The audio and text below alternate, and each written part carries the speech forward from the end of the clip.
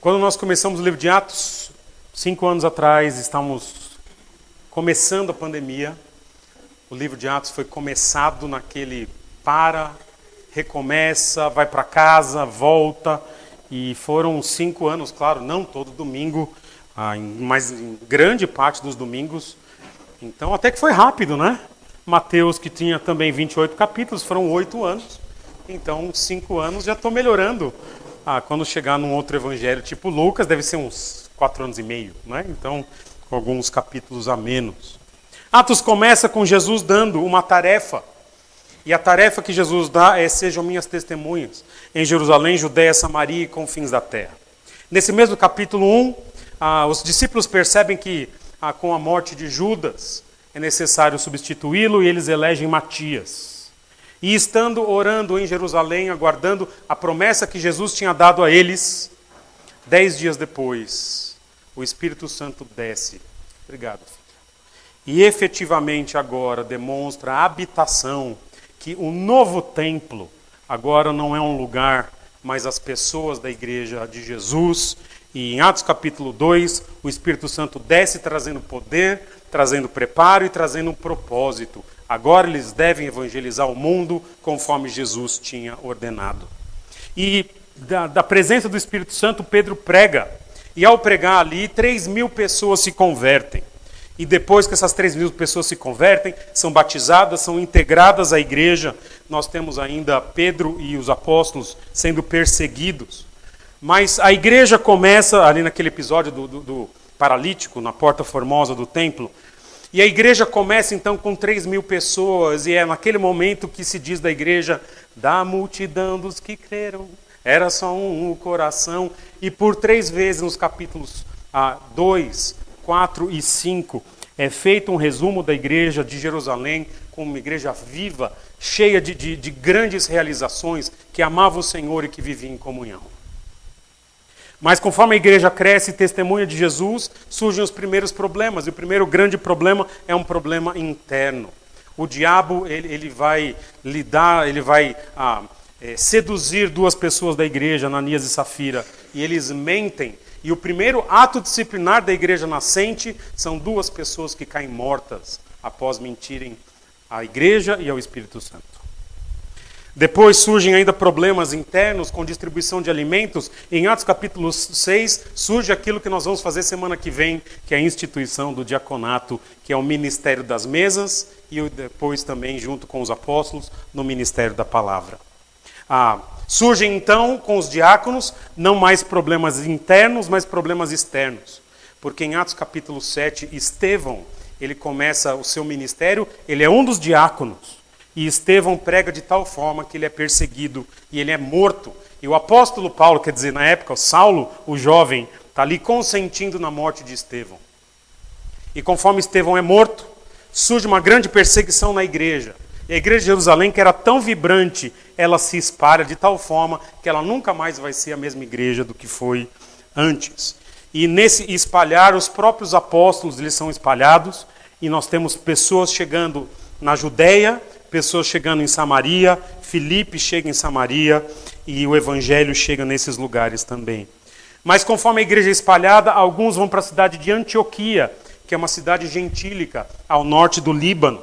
E o evangelho vai chegando então, já tinha chegado em Jerusalém, chega agora na Judeia, Samaria, e começa o período dos gentios na igreja, primeiramente no capítulo 9, com aquele que era o principal perseguidor da igreja, o tal do Saulo. Ele capitula e se rende ao nosso Senhor Jesus Cristo. E de principal perseguidor, ele se torna o principal apóstolo. Em Atos capítulo 9, ele é declarado apóstolo aos gentios. Em Atos capítulo 10, nós temos agora efetivamente o ministério de Pedro, chegando a um homem chamado Cornélio, um centurião romano, que não é judeu nem samaritano. E isso demonstra que o evangelho chega lá e eles falam em outras línguas. Isso demonstra que o mesmo Deus que alcançou o judeu, ele começa a alcançar da mesma forma os que não são judeus. E conforme agora então a igreja vai recebendo cada vez mais pessoas que não são israelitas, ela chega à cidade de Antioquia, não só pelos irmãos, mas Antioquia agora recebe um novo pastor que é um homem chamado Barnabé. Barnabé ele pastoreia lá e ele leva agora Saulo, não mais Saulo, Paulo, como um colega de pastoreio. E nessa história nossa aqui, tá dando para ouvir, precisa desligar o ventilador. Tá bom, então tá ótimo. E conforme eles estão pregando naquela igreja gentílica, chegam judeus e dizem, que legal que Jesus leva para o céu, mas vocês sabem que tem que observar a lei, né? E eles dão uma treta tão grande e é formado o chamado Concílio de Jerusalém, que eles dizem, a salvação não depende de obras, a salvação é pela fé. Paulo e Barnabé participam desse concílio, voltam para Antioquia, e ao voltar para Antioquia, eles ali são designados como apóstolos. E eu só pulei uma parte da história aqui. Em Jerusalém, também há perseguição de Herodes em relação à igreja. Ele mata Tiago, ele prende Pedro, que depois é solto, e o próprio Herodes morre. E em Antioquia agora, o Espírito Santo manda separar Paulo e Barnabé para um ministério e ocorre a primeira viagem missionária de Paulo e Barnabé. Eles vão para Chipre e vão para Galácia. E depois eles retornam e aí sim os judeus dizem que a salvação é necessária à lei e vem o Concílio de Jerusalém. Desculpa que eu troquei um pouquinho aqui, embora eu estava falando de cabeça, eu tenho tudo anotado e vi que tinha trocado aqui. Depois que Paulo e Barnabé voltam de Jerusalém, eles decidem fazer a segunda viagem missionária, mas eles têm uma treta muito grande.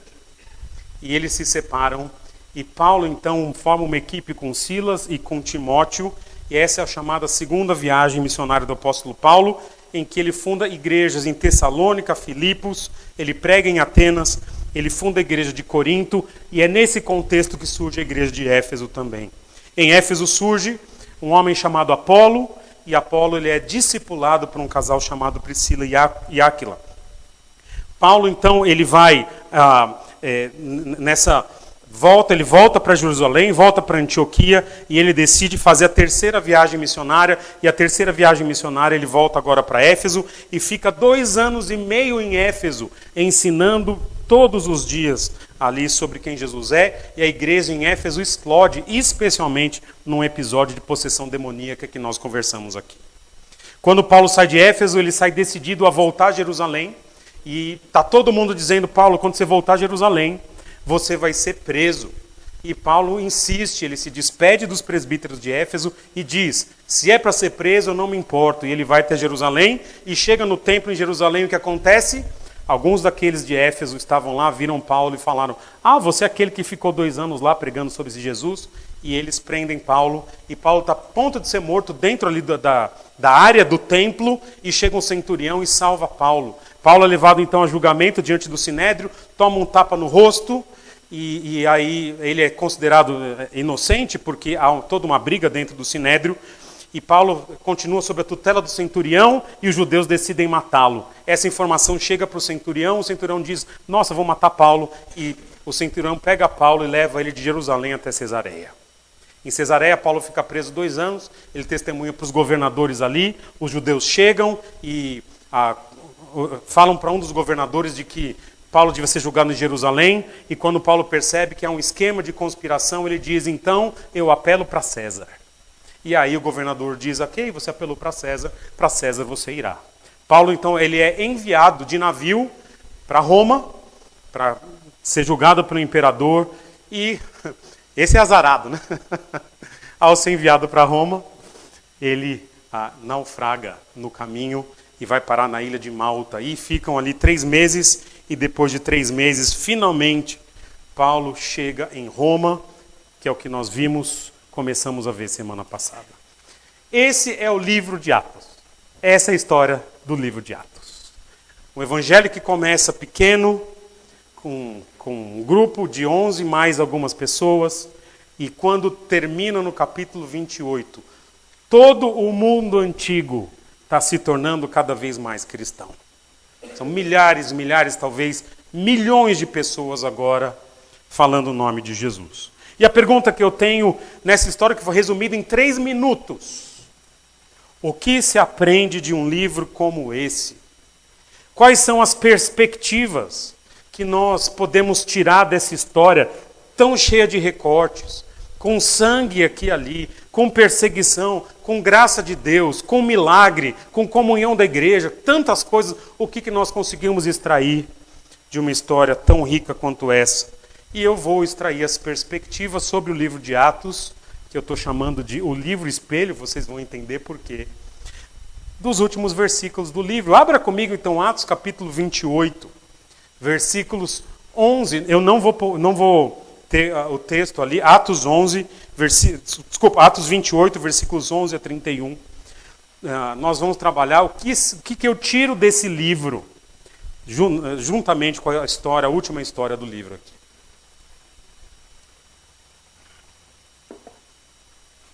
Diz assim, Atos 28, 11 em diante. Ao cabo de 3 meses, então ele ainda está para chegar em Roma, embarcamos num navio alexandrino que invernara na ilha de Malta, e tinha por emblema Dióscuros. Tocando em Siracusa, ficamos ali 3 dias, donde, bordejando, chegamos a Régio.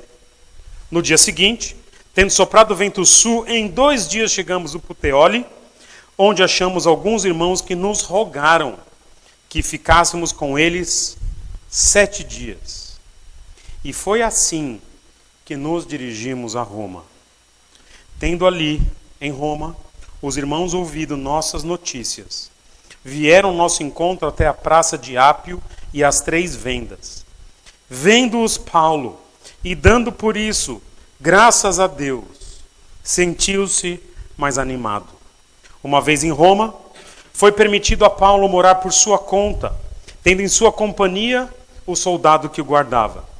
3 dias depois, ele convocou os principais dos judeus e, quando se reuniram, lhes disse: varões irmãos, nada havendo feito contra o povo, contra os costumes dos nossos pais, contudo, vim preso desde Jerusalém, entregue nas mãos dos romanos, os quais, havendo-me interrogado, quiseram me soltar-me, sob a preliminar de não haver em mim nenhum crime passível de morte.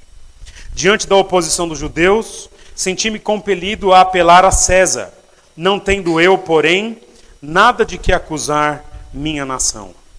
Foi por isto que vos chamei, para vos ver e falar, porque é pela esperança de Israel que eu estou preso com esta cadeia.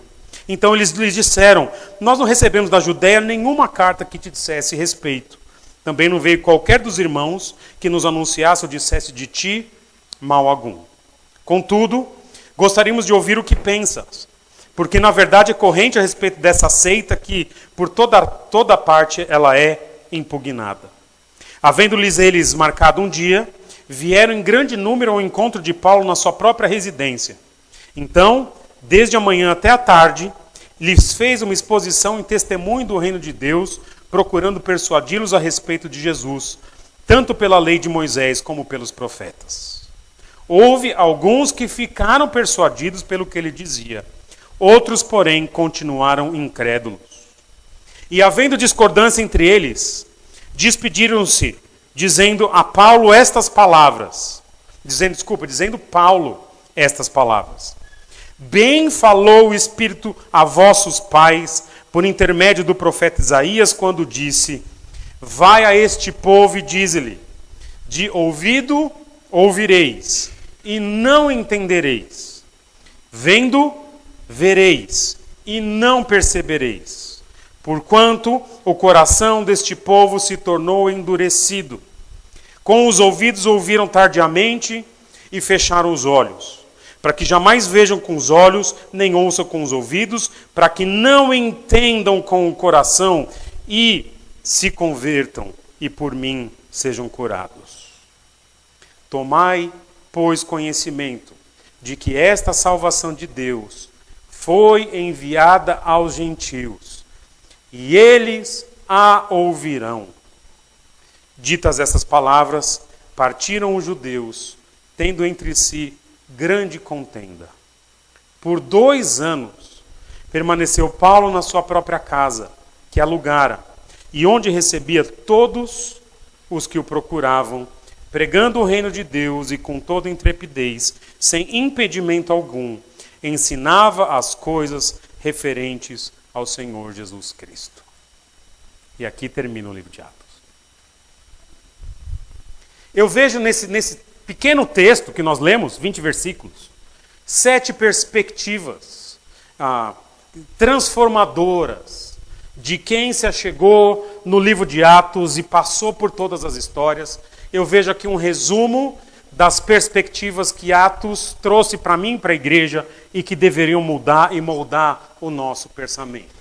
Perspectivas transformadoras do livro de Atos. E a primeira perspectiva que nós temos está nos versículos 11 a 14, quando é falado, versículo 11, qual foi feito o trajeto, versículo 12 e 13, e no versículo 14 diz assim, achamos alguns irmãos que nos rogaram que ficássemos com eles 7 dias, e foi assim que nos dirigimos a Roma. É Roma que deveria estar amarelinho aqui, tá? Eu errei, ó, mira. E assim nos dirigimos a Roma. O livro de Atos transforma a nossa perspectiva, em primeiro lugar, no aspecto histórico. É no livro de Atos que a gente percebe porque que muito do que a gente fala hoje de igreja, no sentido católica, se fala em Roma. Aliás, né, essa semana Roma foi muito importante, porque na segunda-feira faleceu o Papa, né? O Papa é uma simpatia, né? Mas vocês sabem, né? Uma igreja que se corrompeu com os séculos e tudo mais. Mas por que que o Papa morreu em Roma? Por que que Roma é importante? Bem, a história aqui em Atos ela é cheia de recortes, como eu trouxe para vocês, mas ela tem uma progressão. A história da igreja começa em Jerusalém, no livro de Atos. E durante o livro de Atos, a história termina em Roma. E isso tem que ver com aquilo que Jesus disse em Atos capítulo 1, versículo 8, não vos compete saber tempos ou épocas que o Pai reservou para a sua própria autoridade, mas recebereis poder ao descer sobre vós o Espírito Santo e sereis as minhas testemunhas em Jerusalém, Judeia, Samaria e confins da terra.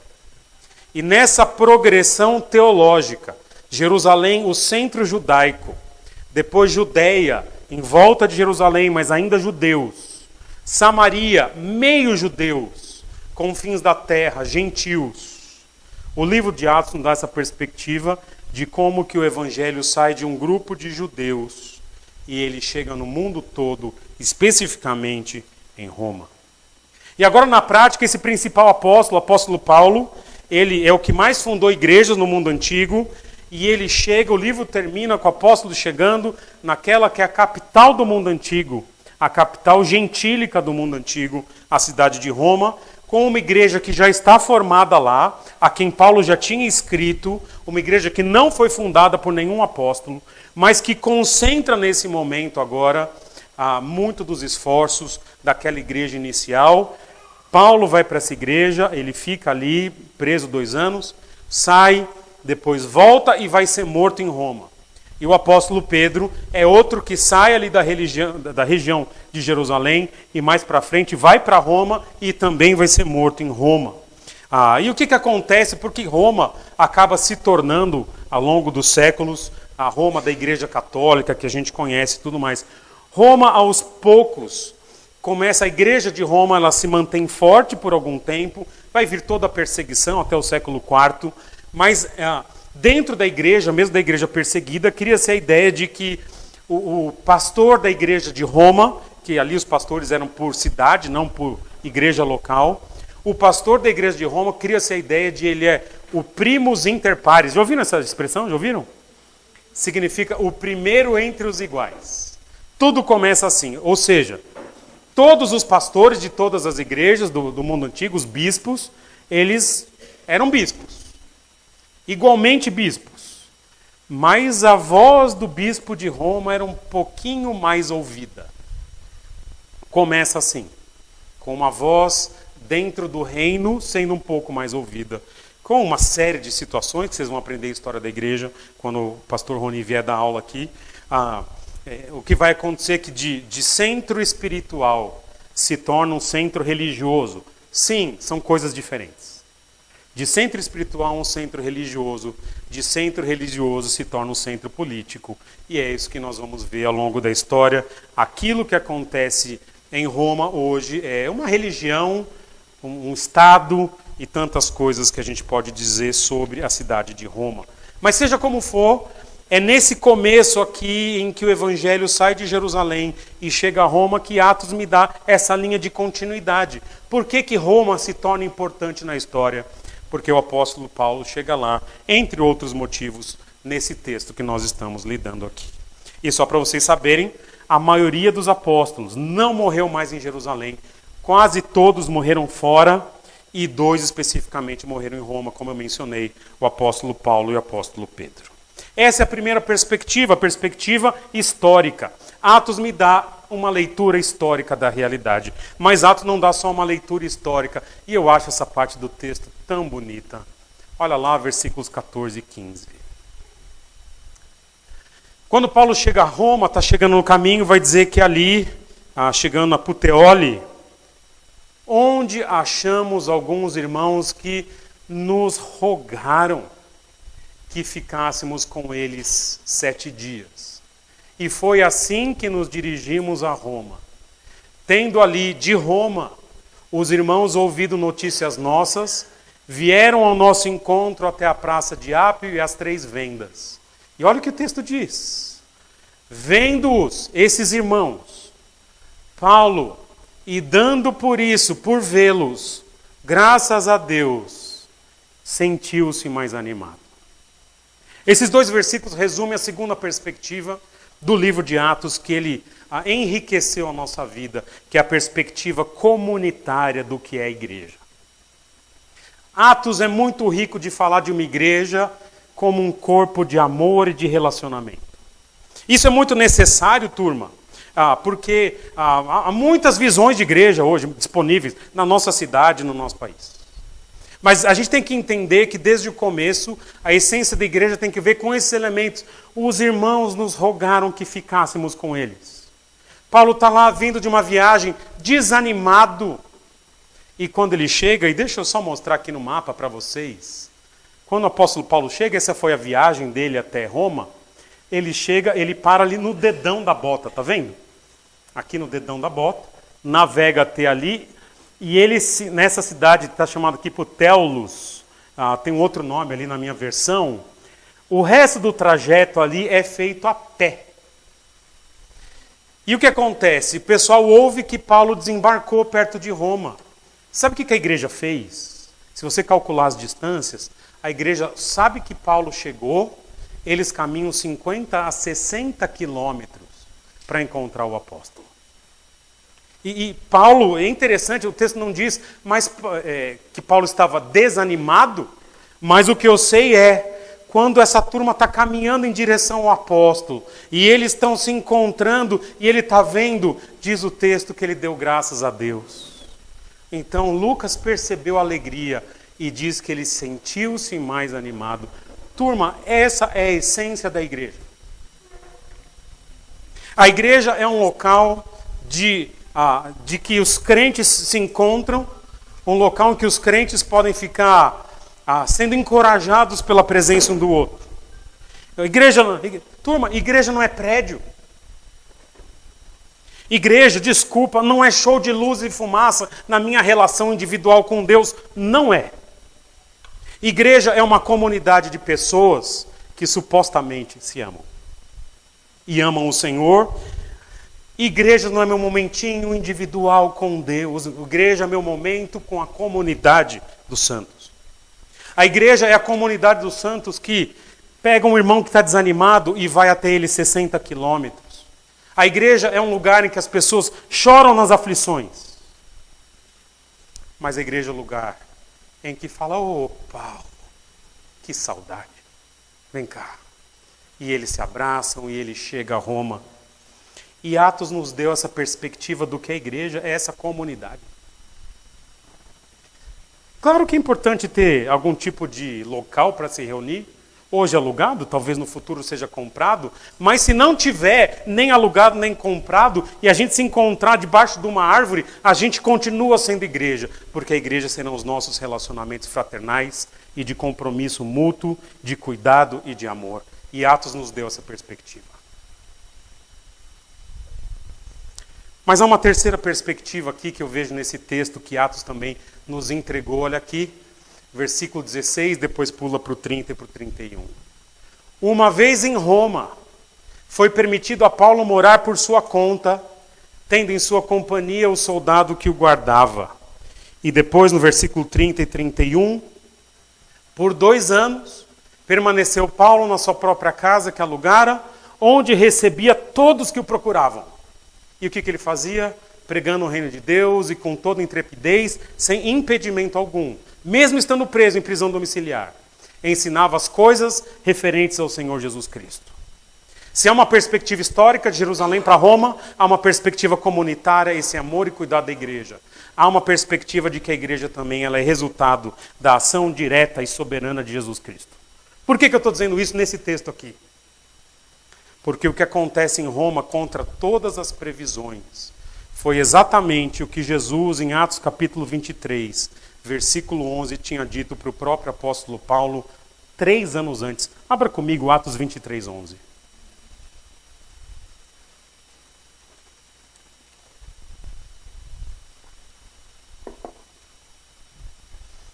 Paulo está aqui preso. O primeiro julgamento dele tinha sido no dia anterior. Paulo tinha tomado um tapa na cara aqui. E ele está ali preso, acorrentado. E Jesus aparece para ele em pessoa e diz: na noite seguinte o Senhor pondo-se ao lado dele disse: coragem, pois do modo por que deste testemunho a meu respeito em Jerusalém, assim importa que o também faças em Roma. Jesus disse isso para ele 2 anos, 9 meses, 3 anos depois. O texto diz, adivinha? Paulo está lá em casa, pregando para todo mundo em Roma.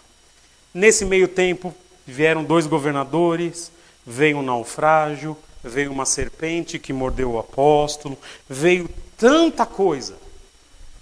Mas seja como for, Jesus disse que Paulo estaria lá. Paulo estará lá. Ninguém pode segurar a mão do nosso Senhor Jesus e falar assim, não vai acontecer o que você quer. Jesus diz, meu amigo, eu sou soberano, eu faço. Paulo, você vai. Não tem naufrágio, não tem centurião, não tem César, não tem ninguém. Jesus, ele é soberano. Há um Deus soberano que comanda a história. E quando Jesus quer que o evangelho chegue em algum lugar através de alguém, não há força humana nem diabólica capaz de resistir ao que Jesus quer fazer. E Atos nos dá essa perspectiva da soberania de Jesus Cristo, que eu estou chamando de uma perspectiva teológica. Se Deus quiser, essa igreja, sobrevivendo por mais 300 anos, a igreja sobreviverá. Agora, se Ele não quiser, a gente pode querer que não vai acontecer. E Atos nos dá essa percepção. E essa é a perspectiva que eu estou chamando de teológica. Mas há uma próxima perspectiva, e o texto é longo, eu não vou ler todo, é o que eu estou chamando da perspectiva veterotestamentária. Atos nos ensina sobre o trato de Deus com Israel. Em um ponto específico, como que em 30 anos, uma igreja que começou em Jerusalém só com judeu, em 30 anos agora quase não tem judeu. Aliás, quantos descendentes de judeu nós temos aqui hoje? Alguém?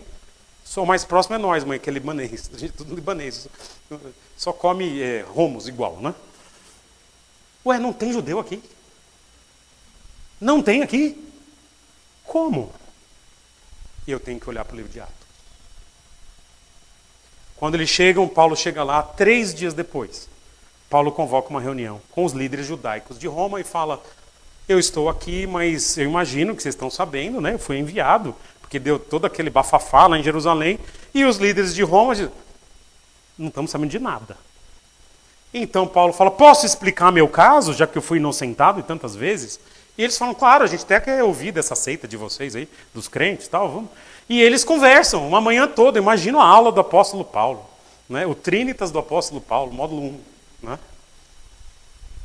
Termina o Trinitas, em vez de tirar foto, versículo 25.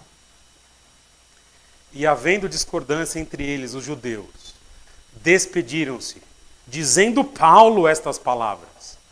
Então, Quando eles saem, olha o que Paulo diz para eles. Bem falou o Espírito Santo a vossos pais por intermédio de Isaías, do profeta Isaías, quando disse: vai a este povo e dize-lhe, de ouvido ouvireis, e não entendereis. Vendo, vereis, e não percebereis, porquanto o coração deste povo se tornou endurecido. Com os ouvidos ouviram tardiamente e fecharam os olhos, para que jamais vejam com os olhos, nem ouçam com os ouvidos, para que não entendam com o coração, e para que eles não se convertam e por mim sejam curados. O que está acontecendo em Atos é o cumprimento de um longo processo de rejeição do povo de Deus ao seu Deus. E eu estou chamando de veterotestamentário, porque se você olhar na sua Bíblia está escrito, não sei se está escrito Velho Testamento ou Antigo Testamento, mas a palavra velho e antigo tem um motivo. Tem um motivo para que seja velho ou antigo. E a ideia do motivo é que os judeus foram alertados e ao longo das gerações decidiram deliberadamente rejeitar a mensagem de salvação. Há uma parábola que Jesus conta em Marcos capítulo 12, a parábola dos lavradores, não sei se você lembra, em que é dito que há um lavrador que tem um tanque de uvas, ele tem uma torre e tudo mais, e quando chega a colheita, né, vem o rei, o dono daquele terreno, manda um servo para os lavradores vêm e espancam o servo.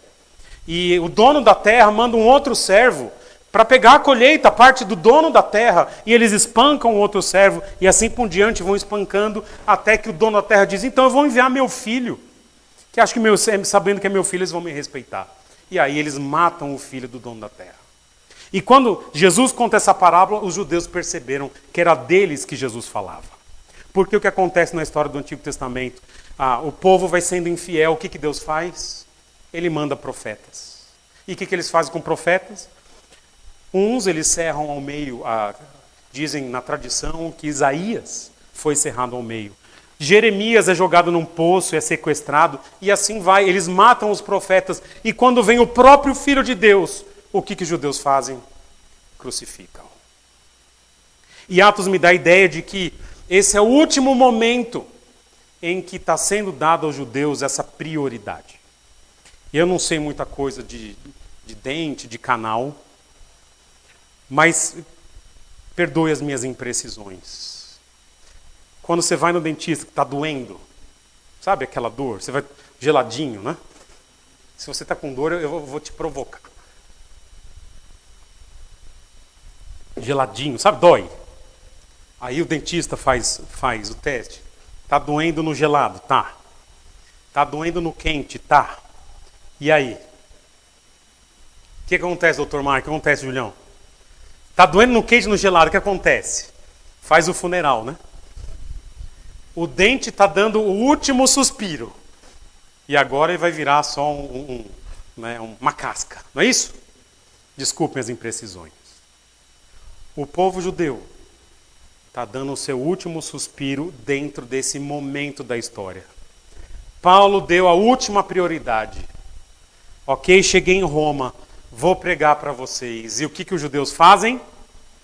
Ao longo do livro todo, eles rejeitam. O dente deu canal. Agora vai virar só uma casca.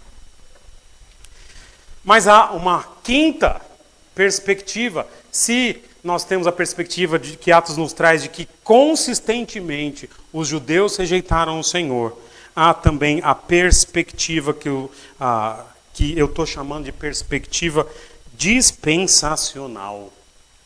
Versículo 28. Tomai, pois, conhecimento de que esta salvação foi enviada aos gentios. E olha que lindo aqui.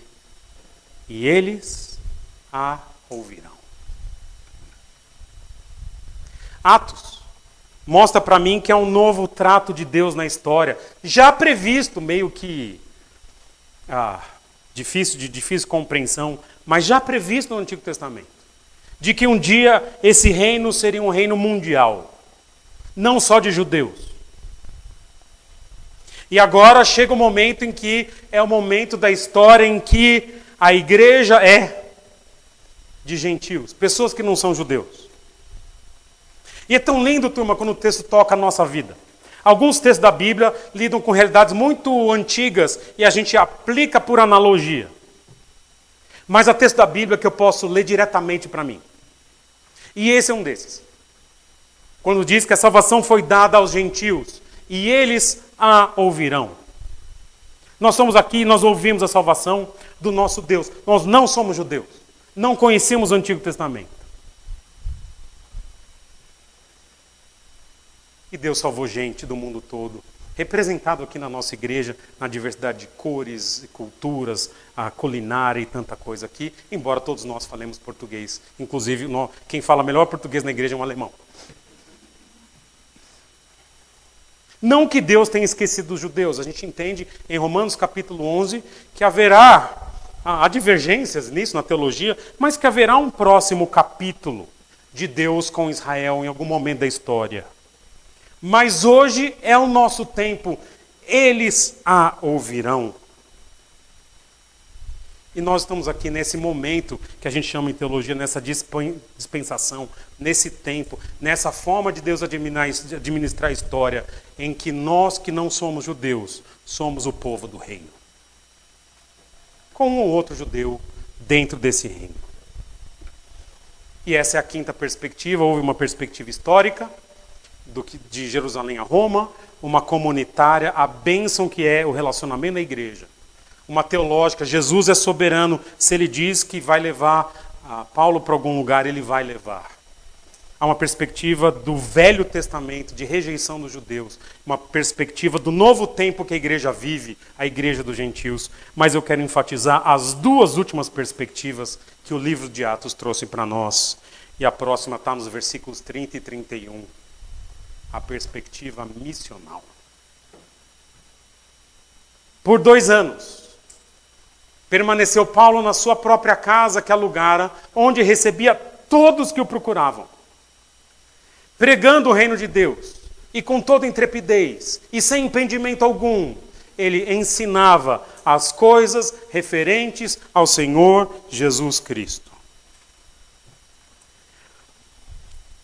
Turma, quando o livro de Atos termina, há toda uma discussão absolutamente infrutífera de se o livro de Atos terminou ou não. Inclusive, há um grupo chamado Atos 29, né? Para marketing, para para-choque de caminhão e para Twitter, é muito legal a frase Atos 29. Que nós estamos escrevendo a história. Isso, para mim, está muito claro que Atos termina, mas não interessa. O que eu quero discutir com vocês aqui? Paulo está em Roma, o principal apóstolo, pregando todos os dias. Está na sua casa, ele não pode sair, mas as pessoas vêm até ele. Nesses 2 anos, além de pregar, Paulo escreve as cartas da prisão, Filipenses, Efésios, Colossenses. Anos muito frutíferos. Aliás, possivelmente é uma dessas cartas que nós vamos lidar depois. Paulo prega, Paulo ensina. Mas veja o que eu estou dizendo. O livro de Atos termina nesse episódio de Paulo em Roma. Mas olhando o propósito estabelecido no livro de Atos, de que vocês serão minhas testemunhas em Jerusalém, Judéia, Samaria e confins da terra, é muito legal chegar em Roma. Mas ouçam, Atos não é um livro sobre o fim. Atos é um livro sobre o começo. Tem muito mais confins da terra desde aquela época do que só Roma. Aliás, o próprio apóstolo Paulo, quando escreveu os Romanos, no capítulo 15, diz: o meu objetivo não é chegar em Roma, o meu objetivo é chegar na Espanha. Dizem que ele nunca chegou, não sabemos. Alguns vão dizer que sim, né? Alguns vão dizer que foi Tiago, né? Tem o famoso caminho de São Tiago de Compostela, né? Lá, porque ele chegou, não sei. O que eu sei é, naquele período tinha Roma, tinha Espanha, tinha os países nórdicos, e aquela geração tão competente de apóstolos não conseguiu chegar em todos os lugares que o mundo conhecido tinha e que precisava do Evangelho. E conforme a história se processa, adivinha o que aconteceu? Continua havendo confins da terra em que o evangelho nunca chegou. Então Atos me dá uma perspectiva de como foi o começo. Mas não é uma perspectiva que ela terminou, agora já chegou em tudo. Não, chegou no principal, mas não chegou em tudo. E turma, eu preciso ler o livro com essa mentalidade. Ok, alcançamos uma parte, mas tem muito confins da terra para a gente alcançar, e confins da terra no sentido teológico. Pessoas que não são judeus, que estão espalhadas no mundo, que seja Atibaia ou outro lugar, que necessitam de conhecer esse Jesus Cristo, que é o Senhor aqui no livro de Atos. E dessa penúltima perspectiva, eu quero trazer a última perspectiva, que é, para mim, muito importante no livro de Atos, e vocês vão ver qual o texto que eu defendo ela aqui.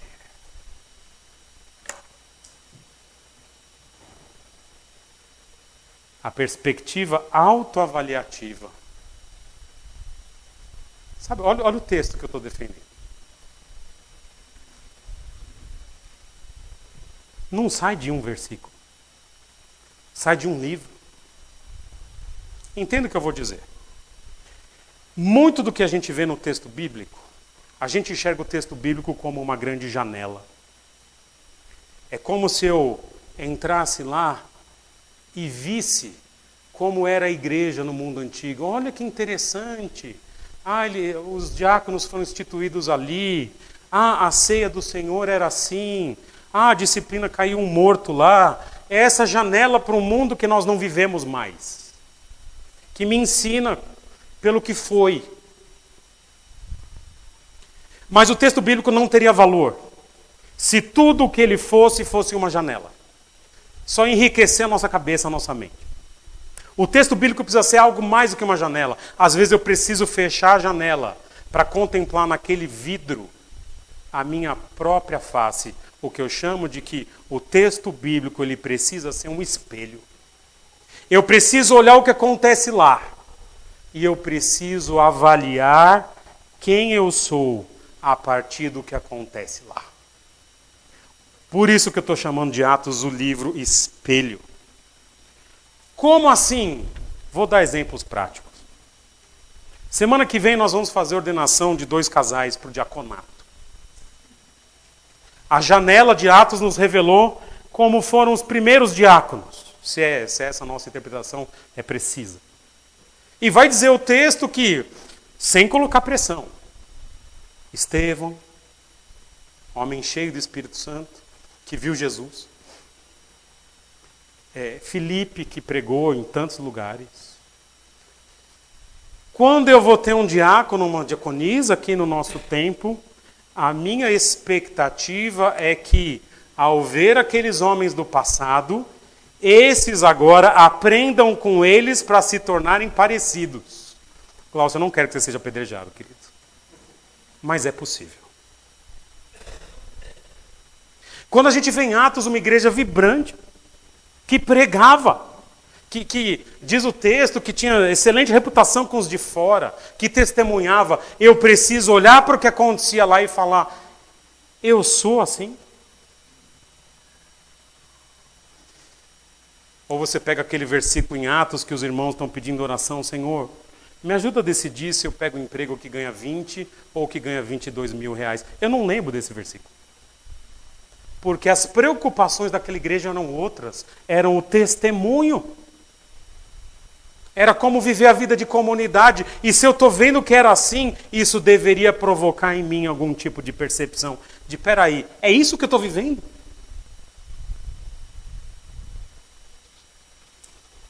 O que eu vejo em Atos é pessoas usando suas atividades como campo missionário. Atos capítulo 8, Atos capítulo 11... Apóstolo Paulo como fazedor de tendas. Por exemplo, para você ver como toca a realidade da gente. O envolvimento da igreja em Atos, a igreja em Atos ela é muito dinâmica. Nos seus relacionamentos, ela anima as pessoas. E eu tenho que observar se é assim que eu vivo hoje e tudo mais. Por isso o livro tem que ser um espelho, eu vou chamar uma ressonância magnética, um ultrassom de quem eu sou no reino. Porque as coisas que são relatadas ali, elas precisam mexer comigo, porque aquele talvez seja o padrão que Deus tem para a sua igreja.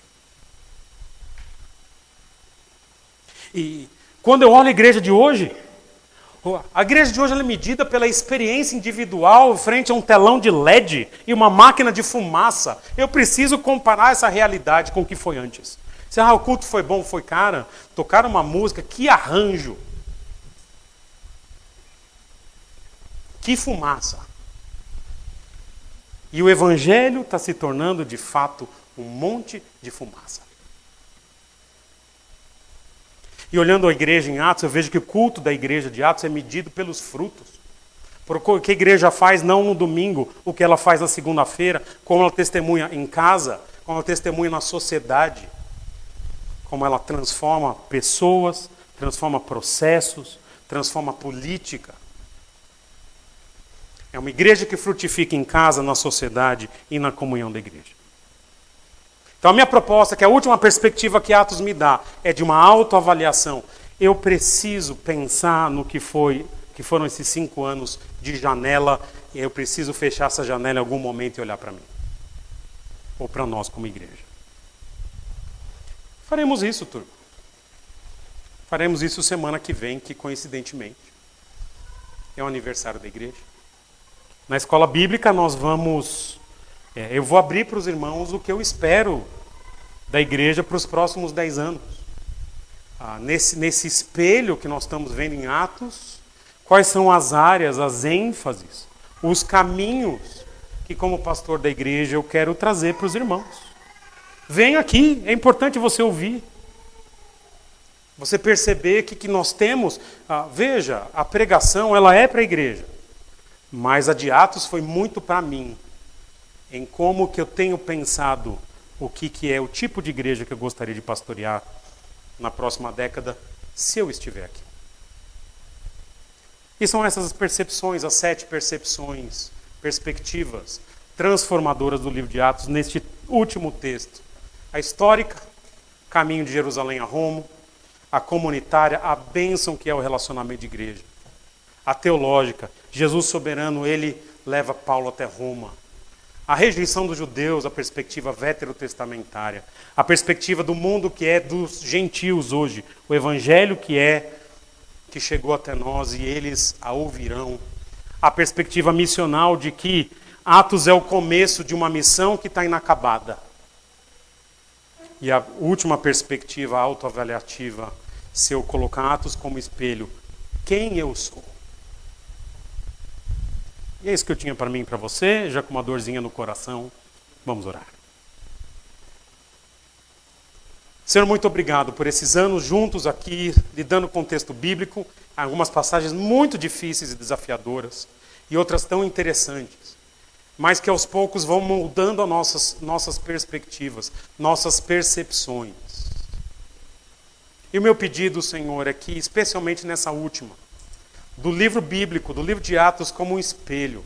Quem nós somos, que tipo de igreja nós somos e que tipo de igreja nós deveríamos ser. Molda, Senhor, a nossa igreja na proclamação, na comunhão, no partir do pão, nas orações, no testemunho, no louvor e em tantas áreas, na generosidade que nós trabalhamos no livro de Atos. Muda-nos, Senhor, nos transforma. Esse é o meu pedido. Humildemente eu te peço. Em nome de Jesus. Amém. Nós vamos fazer algo que começa em Atos